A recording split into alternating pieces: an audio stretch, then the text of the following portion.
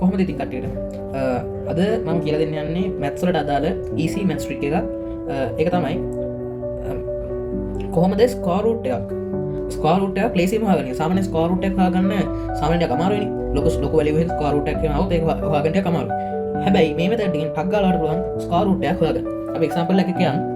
මම එක්සැම්පල් එකකට ගන්නවා 5 වල ස්ක්වයර් රූට් එක හොයන්න. හරිද? දැන් 5 වල ස්ක්වයර් රූට් එක හොයන්නේ මේ මෙතනට යූස් කරලා කොහොමද හොයන්නේ?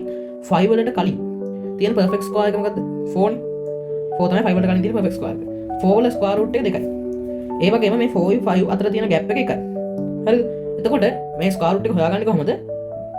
අපිට අවශ්‍ය කරන කලින් තියෙන ස්ක්වයර් එකේ පර්ෆෙක්ට් ස්ක්වයර් එකේ ස්ක්වයර් රූට් එකට එකතු කරනවා අපි මෙන්න මේ වැලියුස් දෙක අතර තියෙන ගැප් එක ඩිවයිඩ් බයි මෙන්න මේ වැලියු එකේ multiple of 2.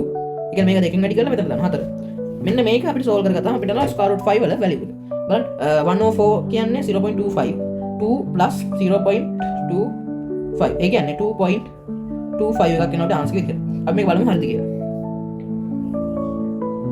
square root of 5 2.2 අපිට ආ කීයද 2.25 ඒ කියන්නේ අපි first approximation එකකින් යනකොට ඒක අපිට එන ආන්සර් එක 2.2 කියලා.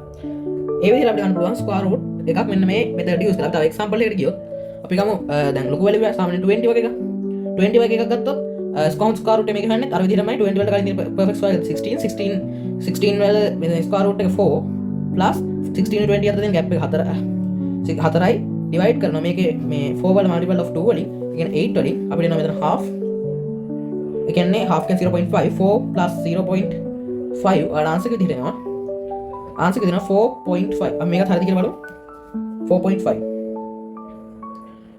square root of 24 4.47 අපි round off කරගත්තාම නිකන් first decimal place අපිට එනවා 4.5 කියලා.